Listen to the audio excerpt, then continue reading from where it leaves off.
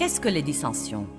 Eh bien, la définition des dissensions, c'est chamaillerie, dispute, désaccord vif. Ce n'est pas que nous ne puissions pas être en désaccord, mais nous devons être en désaccord respectueusement et aimablement.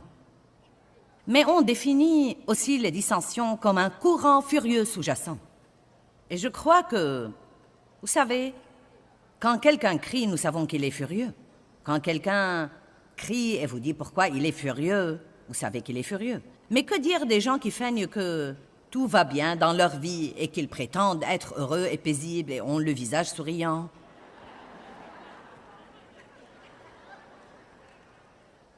Pendant qu'ils sont furieux et bouillissent de colère à l'intérieur. Avez-vous jamais joué ce jeu dans votre foyer où vous étiez furieux contre un de vos enfants ou contre la personne à qui vous êtes marié, mais vous avez faim et vous avez prié la prière officielle? Eh bien, je te pardonne. Et pourtant, chaque fois qu'elle entre dans une pièce, vous sortez et vous allez dans une autre pièce? Si c'est la femme qui est furieuse et que vous êtes responsable de cuisiner et vous n'êtes pas prêt de lui cuire ce jour-là quelque chose qu'il aime, si toutefois vous allez lui cuire quoi que ce soit. Vous savez, s'il va aller se coucher tôt, vous allez veiller tard. Qui sait de quoi je parle? Toute cette feinte. Eh bien, vous voyez, ce qu'il y a, c'est que nous pouvons tromper l'autre personne. Nous pouvons même nous tromper, mais nous ne pouvons pas tromper Dieu. Et je veux et j'espère vous aider à bien comprendre ce week-end que les dissensions sont extrêmement dangereuses. Je crois que les dissensions sont en fait un mauvais esprit envoyé de l'enfer pour détruire les mariages, détruire toutes sortes de relations personnelles et les églises. Savez-vous qu'il y a des églises détruites par les dissensions?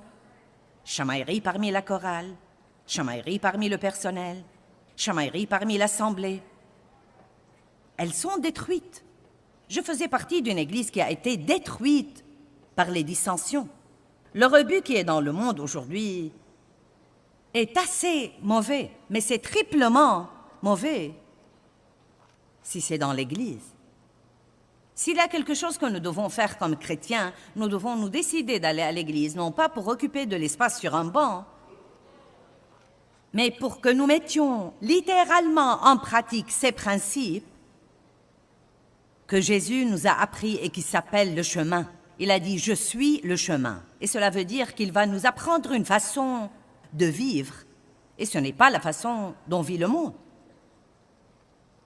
Et cela veut dire que nous devons arrêter d'écouter des choses et de commencer de les mettre en pratique comme individus. Quel que soit ce que font les autres que vous connaissez, chacun de nous a la responsabilité, par la grâce de Dieu, d'élever son obéissance à un nouveau niveau. Je veux que Dieu soit fier de son Église. Je veux que nos vies le glorifient. Nous sommes dans le monde, mais nous ne sommes pas du monde. Nous n'avons pas ce que nous croyons être un privilège, mais qui n'est en fait qu'une liberté charnelle que nous prenons pour vivre comme le monde et suivre nos sentiments. Jésus a un chemin pour notre vie, et ça s'appelle le chemin étroit. Mais la Bible dit qu'il mène à la vie, qu'il mène à toute bonne chose. Quand Dave et moi avons démarré les ministères Joyce Meyer, nous avons commencé au sous-sol de notre maison. Et je me rappelle l'époque où nous n'avions peut-être qu'une employée et son bureau était une boîte en carton. Croyez-moi, je sais ce que c'est que les modestes débuts. Et croyez-moi, si vous méprisez le jour des modestes débuts, vous n'arriverez jamais à rien de grand. Vous devez être fidèle dans les petites choses. Parfois, beaucoup plus longtemps que vous ne voulez, avant que Dieu ne vous fasse diriger de plus grandes choses, car vous devez faire vos preuves. Mais comme Dieu nous enseignait et nous menait, il m'a mis une chose dans le cœur. Et quand je l'ai partagé avec Dave, il a été tout de suite d'accord. Dieu a dit, il y a 3 choses que je veux que tu fasses, et si tu les fais, je bénirai ton ministère et ta vie. Numéro 1, il a dit, reste à l'abri des dissensions dans ton ministère et dans ta vie. Cela voulait dire que Dave et moi ne devions pas nous disputer à la maison et sortir ensuite en public et jouer la comédie religieuse et dire aux autres que faire de leur vie pendant que nous ne le faisons pas nous-mêmes à la maison derrière les portes fermées. Ce n'est pas ce que nous faisons ici qui compte, mais ce que nous faisons derrière les portes fermées à la maison.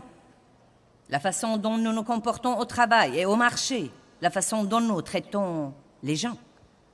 Combien restez-vous en colère quand vous vous mettez en colère? Combien est-ce facile de vous offenser? Êtes-vous une personne susceptible?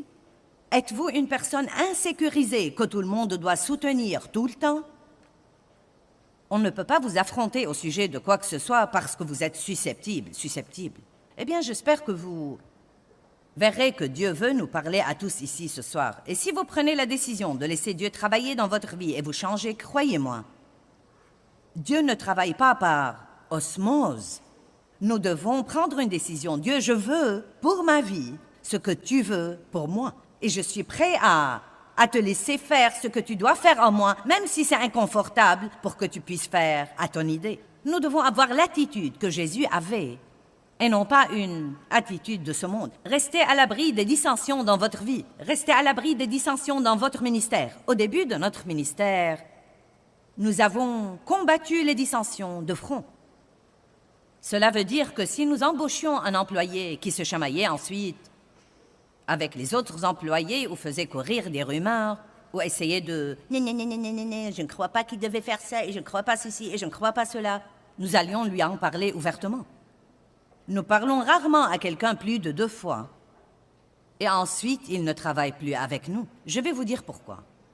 Les dissensions sont très dangereuses. C'est en fait un poison qui pénètre parmi les gens et s'il n'est pas confronté et arrêté, il continue à passer d'une personne à l'autre et à l'autre. Là où il y a l'unité, il y a la bénédiction. Là où il y a l'unité, il y a l'onction. Si 2 sur la terre s'accordent pour demander quoi que ce soit, cela leur sera accordé. Je sais que nous entendons ce verset, mais il y a une puissance dans l'accord. Mais nous n'allons pas être d'accord les uns avec les autres par hasard, car nous sommes trop différents. Je ne sais pas comment quelqu'un ne peut jamais s'entendre avec un autre sans la puissance de Dieu. Eh bien, je ne sais franchement pas, hein, parce que les gens sont vraiment uniques. Nous avons tous notre petite marque d'étrangeté. Et ce qu'il y a, c'est que plus vous fréquentez quelqu'un, plus vous commencez à voir sa partie bizarre. Amen. Peut-être que vous sortez avec quelqu'un pendant 5 ans et vous l'épousez et tout à coup vous découvrez des choses que vous n'avez jamais sues auparavant, car nous cachons notre étrangeté quand nous voulons donner une bonne impression. Mais elle sort quand nous ne nous en soucions plus trop. Donc Dieu a dit, tu dois rester à l'abri des dissensions dans ta vie. Et une des façons dont nous avons fait ça est que nous nous sommes engagés, Dave et moi, quand nous étions fâchés l'un contre l'autre, quand nous avions un problème, de le résoudre au plus vite. Je me suis engagée devant Dieu à ne jamais monter en chair pour prêcher comme un poseur, à ne jamais monter en chair si j'avais de l'amertume et du non-pardon dans le cœur, et que coûte, je devais m'humilier sous la main puissante de Dieu, je devais résoudre les choses avant de monter prêcher la parole de Dieu. Je ne crois pas que la parole de Dieu sera ointe si elle est prêchée par un poseur. Et il doit y avoir l'onction de Dieu sur le message. Sinon, il n'aidera personne. Quel que soit ce que je dis, s'il n'a pas vraiment l'onction du Saint-Esprit, il n'aidera personne. Ce n'est sûrement pas ma belle et charmante voix qui vous captive, mais c'est l'onction du Saint-Esprit sur la parole de Dieu qui captive les gens, parce qu'ils écoutent la vérité, qui les met en liberté. Mais elle doit être ointe. Nous devons tous porter une forte onction de Dieu, que ce soit dans le rôle parental ou dans les affaires, ou quoi que vous fassiez, vous devez être oint. Et un des moyens les plus rapides pour entraver et étouffer l'onction de Dieu dans votre vie, c'est de poser, en ayant beaucoup d'amertume et de ressentiment et d'offense, dans le cœur, pendant que vous mettez un sourire sur le visage et vous vous comportez comme si tout était vraiment bien. La deuxième chose que Dieu m'a dite, fais ce que tu fais avec excellence. L'excellence n'est pas l'extravagance. Cela veut dire faites le mieux que vous pouvez avec ce que vous avez. C'est une autre série d'enseignements. Je n'irai pas plus loin maintenant.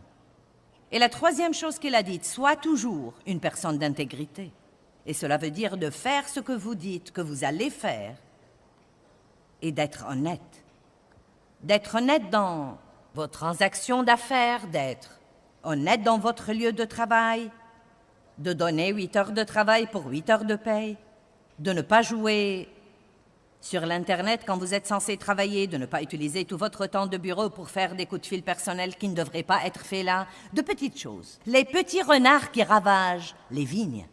Qu'est-ce qui détruit la vie des gens? C'est très souvent beaucoup de petites choses qui, si elles ne sont pas traitées, peuvent devenir de grandes choses qui deviennent des cauchemars dans votre vie.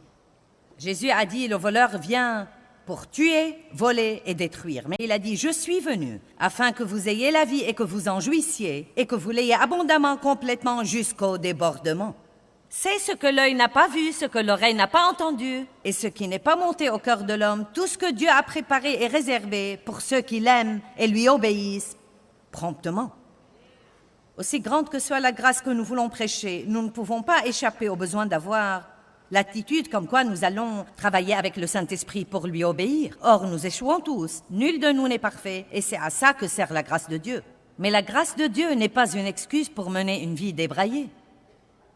La grâce est la puissance de Dieu pour nous aider à faire ce que Dieu nous appelle à faire. Si vous avez du mal à pardonner à quelqu'un, sortez votre Bible et regardez tous les versets que vous pouvez trouver sur le pardon, les versets que vous pouvez trouver sur la colère.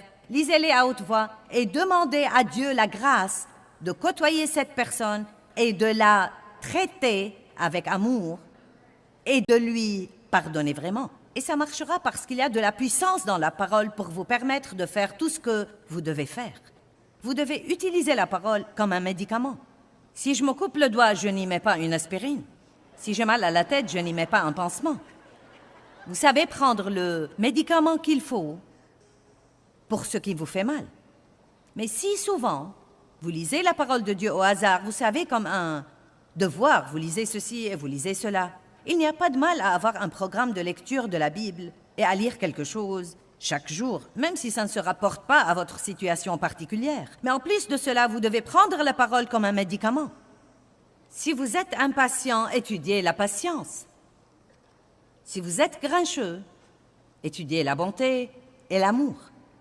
Si vous êtes en colère, étudiez la colère et le pardon et les dangers de l'offense. Si vous êtes une personne furieuse, vous n'aurez pas besoin d'un enseignement sur la prospérité.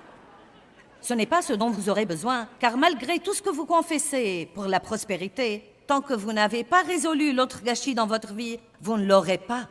Allez, rendez gloire à Dieu.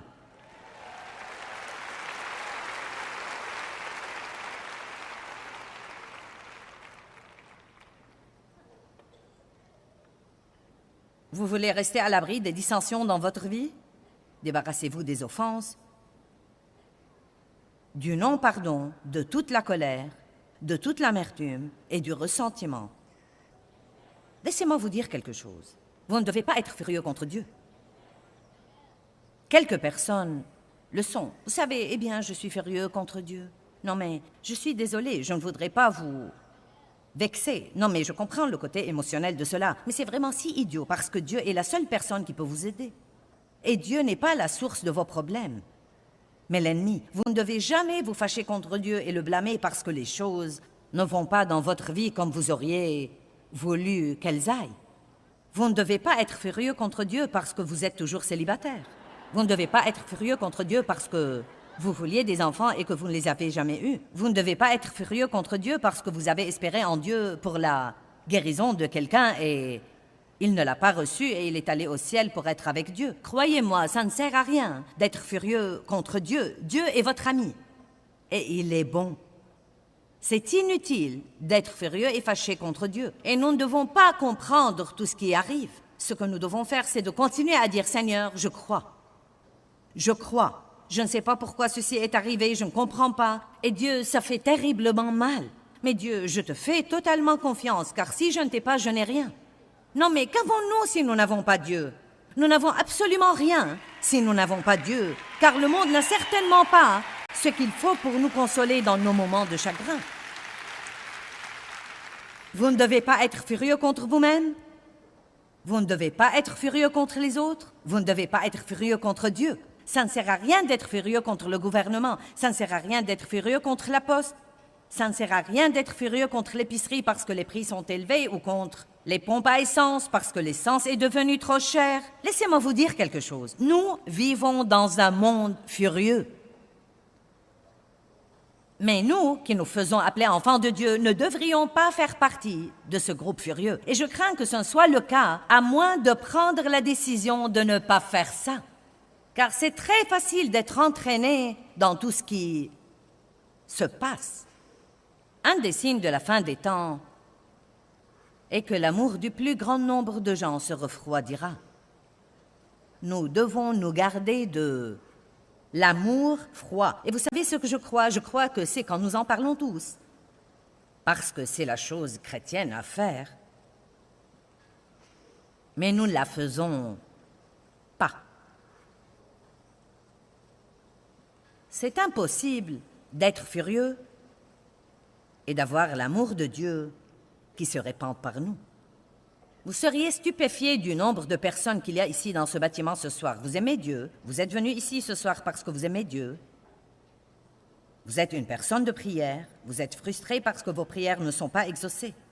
Et pourtant, la Bible nous dit clairement que quand nous prions, si nous avons quelque chose contre quelqu'un, que nous devons pardonner, laisser tomber, oublier, parce que sinon Dieu ne peut pas exaucer nos prières. C'est incroyable le nombre de gens qui entrent dans les églises semaine par semaine et ils sont furieux et ils vont à l'église avec les gens contre qui ils sont furieux.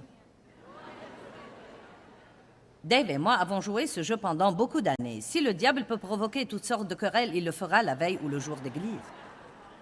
Si quelque chose va être perdu, si les enfants vont se comporter mal, si quelque chose va arriver, ce sera le jour d'église. Pourquoi? Car Satan veut que vous arriviez là, tout déranger à l'intérieur pour que la graine que le Saint-Esprit plante ne puisse pas prendre racine dans votre cœur. Si nous sommes agités à l'intérieur, aussi haut que nous levions les mains et que nous chantons les cantiques, et aussi souvent que nous utilisions le langage chrétien, Dieu soit loué, merci Jésus, alléluia, à Dieu soit la gloire.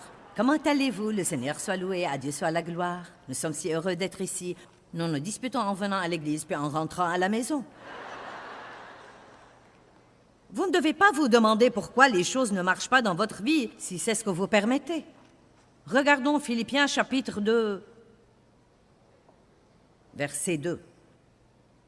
« Rendez ma joie accomplie, dit l'apôtre Paul, en vivant en harmonie, dans un seul et même esprit, en ayant un même amour, en étant en plein accord, en ayant une même pensée et un même sentiment. » Je crois que c'est intéressant.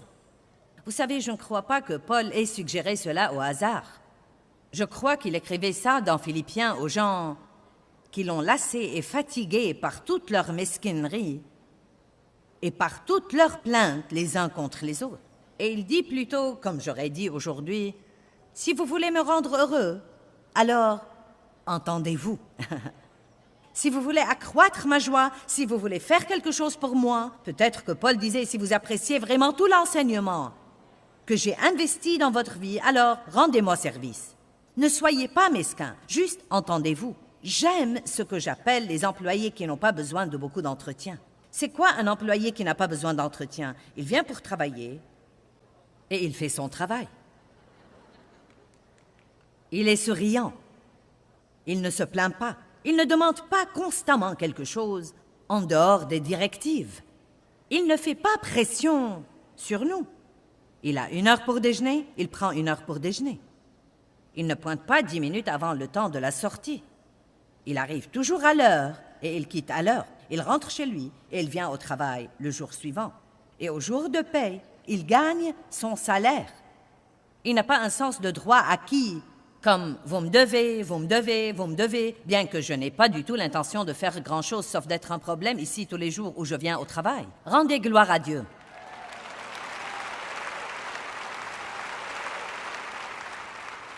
Et il y a probablement des gens qui ont besoin d'un travail en ce moment.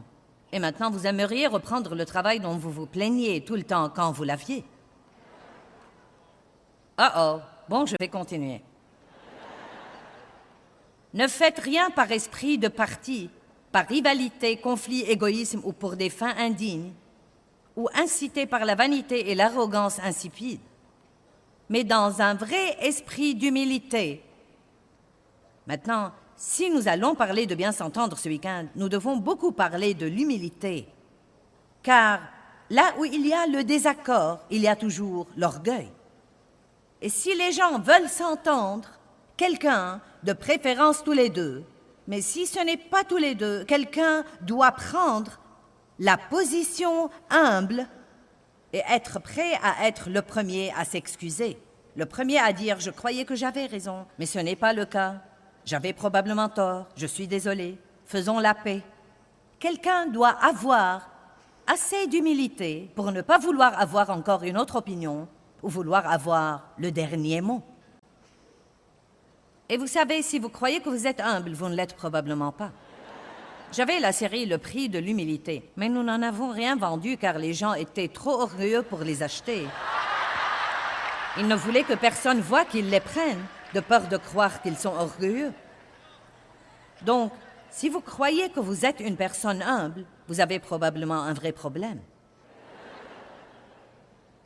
Mais dans un vrai esprit d'humilité, que chacun considère l'autre comme meilleur et supérieur à lui. Et cela ne veut pas dire que vous vous dépréciez, mais cela veut dire que bien que vous deviez avoir une bonne opinion de vous-même, vous devez avoir une bonne opinion des autres aussi. Et si nous sommes honnêtes, nous saurons qu'il y a des gens dans notre vie envers lesquels nous avons l'attitude qu'ils ne savent vraiment pas ce qu'ils font et ne savent pas de quoi ils parlent. Et la vérité est que Dieu pourrait en fait s'adresser à vous ou même vous parler par ces gens. Et leur message ne passera pas à vous ou à moi parce que nous avons déjà une opinion hautaine, une opinion orgueilleuse de ces gens, comme quoi il n'y a pas moyen qu'ils puissent avoir quelque chose de valeur à nous dire. Nous devons prier Dieu, enseigne-moi par n'importe qui et par tout le monde. Enseigne-moi par les enfants, enseigne-moi par les hauts, les bas, enseigne-moi par des gens que j'aime bien et par des gens que je n'aime pas particulièrement. Dieu, fais que je sois prêt à apprendre de chaque personne que je côtoie. Amen. Je crois que l'honneur et le respect doivent être rétablis dans les cercles chrétiens.